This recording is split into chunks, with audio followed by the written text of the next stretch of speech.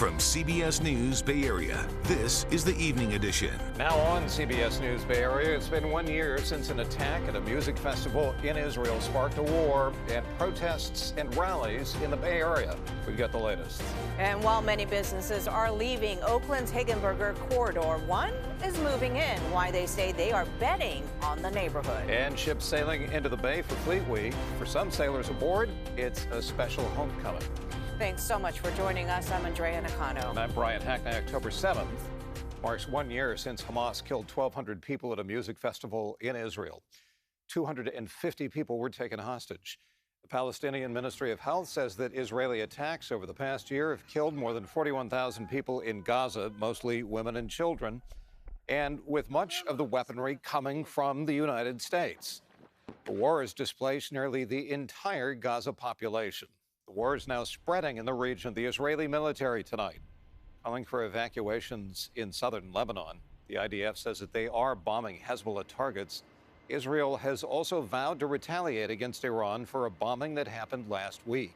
At the same time, Israel says that it is starting a new ground operation in northern Gaza. The war has fueled outrage and protests, including here in the Bay Area. John Ramos was at a rally today calling for peace. Perhaps it's fitting that the eve of the October 7th attack should fall on one of the hottest days of the year in San Francisco, because there's nothing about this war that feels like it's cooling off anytime soon.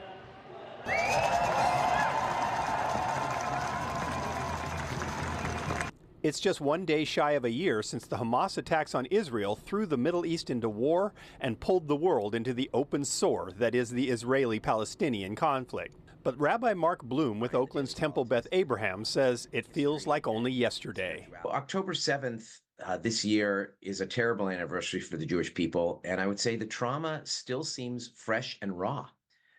I would say most of the members of our congregation are still in a state of sadness, and even though life goes on, there's still some lingering sadness that doesn't seem to be disappearing anytime soon. But since then, there has been plenty of sadness to go around. As Israel retaliates, its assault on Gaza has drawn worldwide condemnation, with tens of thousands of innocent Palestinians caught in the bombings. Zaina Elkara says she's lost more than 50 family members in the siege. I have family who starved. I had family who were just stuck under the rubble. It's countless stories, and we hear different things every day, especially because they have reached out and just begged, please, help us. And it just is such a heartbreaking feeling. Zaina is just one of several thousand Palestinian supporters who converged on San Francisco's Mission District Sunday afternoon. We are all here today because even after a year of our people facing the most brutal genocide of our generation, we all refuse to break. You know, the situation is escalating. I myself came out here because I'm just angry, I'm upset, and I just didn't want to stay inside. We have to come out together. We have to build solidarity, try to think of a path forward. The path forward seems pretty bleak right now, especially after Iran's direct missile attack on Israel this week. Many believe it will widen the war even further. But Lisa Rafael, who is Jewish and supports the Palestinians, says she is hoping a win by Kamala Harris in November could turn the tide. I'm hopeful that if she does, that she will put some conditions on military aid to Israel. If the United States were to cut the military aid unless Israel pulled back, I think Israel would pull back. Bay Area Jews are a unique animal, right? We have a range of opinions, right, all over the place. But I would say the majority of the mainstream Jewish community still supports Israel's war effort in Gaza. The majority still thinks it's really tragic and innocent civilians are dying, and that is horrible.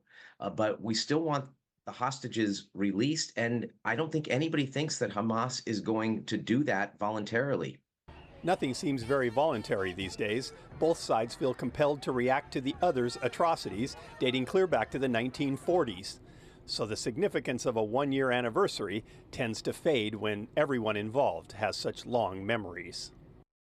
There have been many protests here in the Bay Area since the start of the war between Israel and Hamas. Protesters demanding for an end to the fighting have taken over the Golden Gate Bridge and the Bay Bridge in the past few months. Free, free Palestine. Protests turned violent at some college campuses after students were forced to clear encampments. And some colleges here in the Bay Area also set up their own tents, but protests were peaceful. Schools banned encampments when students returned after summer break. The FBI and Homeland Security are warning of the potential for violence tomorrow. They are asking anyone who sees or hears a threat to Jewish, Muslim, or Arab communities to immediately call police. Our Itai Hod talked to a rabbi in Oakland who says safety is a top concern. Last year, Rabbi Mark Bloom's biggest worry was finding enough chairs for the high holidays. This year, it's making sure every door is locked twice. This past year has undoubtedly been the most challenging I've ever had to face as a rabbi. With the anniversary of the October 7th Hamas attack coinciding with Judaism's holiest days, Shabbat Shalom, Rabbi. Anxiety at Oakland's Temple Beth Abraham is at an all-time high. It's in the forefront of my head. Congregant Ilan Matzlia says the events of October 7th shattered his sense of safety. I have nightmares about it. I think it's changed the relationships I have with people. For the anniversary, Rabbi Bloom is increasing security, adding extra guards with additional support from the city's police department. Across the nation, synagogues are responding similarly, as anti-Semitic incidents surged 63% in 2023.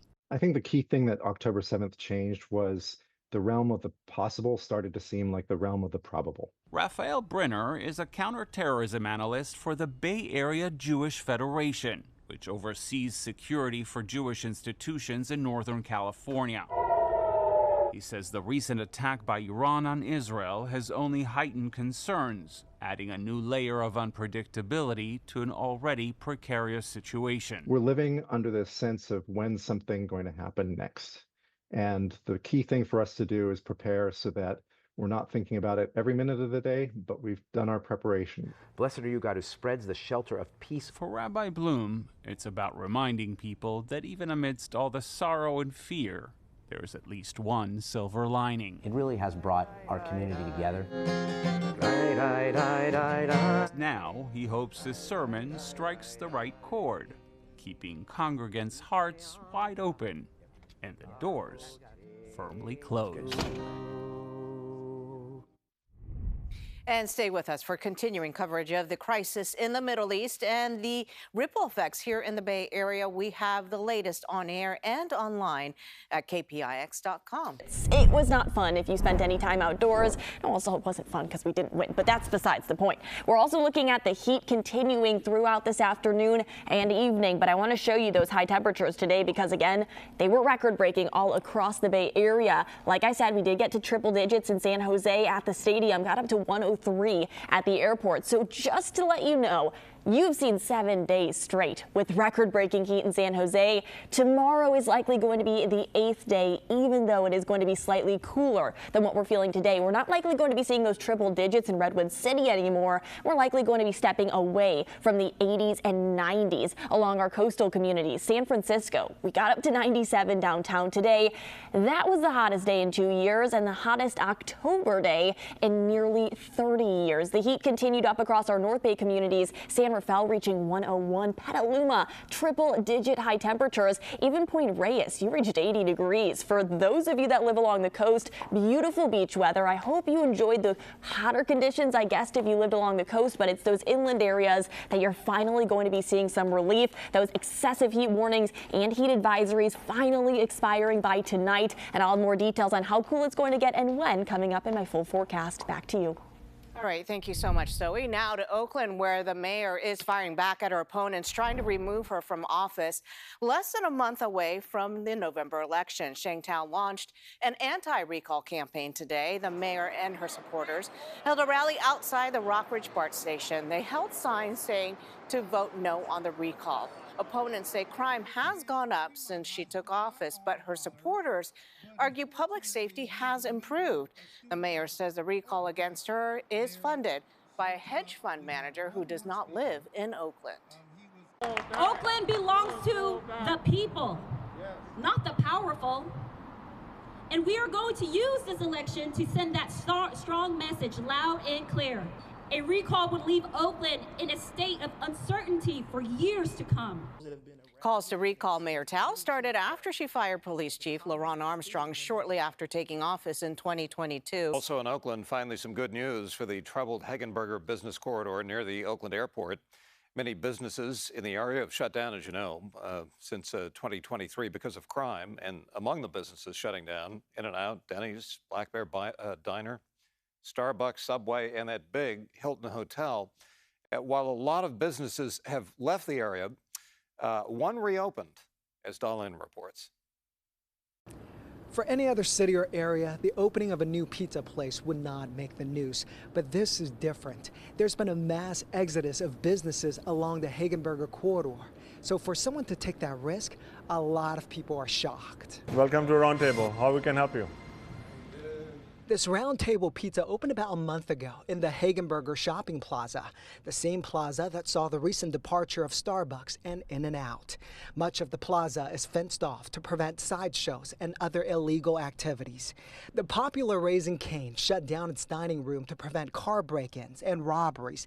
It's now drive-through only to keep customers safe. The franchise owner of Round Table Pizza admits it was not an easy choice, and a lot of people questioned him. Family, friends, yes. Why would you want to do it, right? Yeah. But you know, each business you open up, it is a risk, and higher the risk, higher is the reward, right? Anjum Singh is the franchisee. He saw an opportunity given the lack of food choices in the area. This would be a right spot where we can actually service almost half of the Oakland from this side, and also cater the airport and hotels and all those customers. Unlike the big corporate companies, Amjung says as a franchisee, he is small, nimble, and can make quick changes. He believes his business model will help him thrive in this area. Right now, we are not doing dine-in, but it is ready for it. Like whenever we would like to start, we can. It's delivery and takeout only. Also, no cash. No cash accepted, so we only take card payments. We don't have any cash drawers. He says the soft opening has been successful with a lot of happy customers in the first month. Someone did cut a hole in the roof and broke in within the first couple of weeks, but Anjung says nothing was taken since they are cashless at the store. I think it's a good thing that they're investing in Oakland. I mean, you know, we're going to have to have plenty of security. Many customers and neighbors support the restaurant and appreciate a new food option. Everybody likes pizza, so Round Table was a good option to me. We welcome any establishment, man, that's willing to come here with open arms, man, you know. So I didn't expect it. Mayor Sheng Tao says Oakland police are stepping up patrols in the Hagenberger area and crime is down. Once we get the corridor back to where it needs to be, we're going to see a whole different space there, including more businesses, more hotel, more people. Anjum admits the area is a work in progress. A large mob of people recently ransacked a nearby gas station. But the immigrant from India says he believes his restaurant can ignite a new beginning for this area. We really hope that we, as folks like other business folks, can use us as an example that, hey, they did it, why not? The other folks can do it, right? They'll have a grand opening celebration here on Thursday. The owner says all pizzas will be 50% off this entire week. Well, we wish them luck. And still ahead on CBS News Bay Area, the Southeast is trying, as you know, to recover from Hurricane Helene. We've got an update from a Solano County man volunteering on the front lines. And later, it's Fleet Week in the Bay Area. Who sailed into the Bay today and when the Blue Angels will be flying in?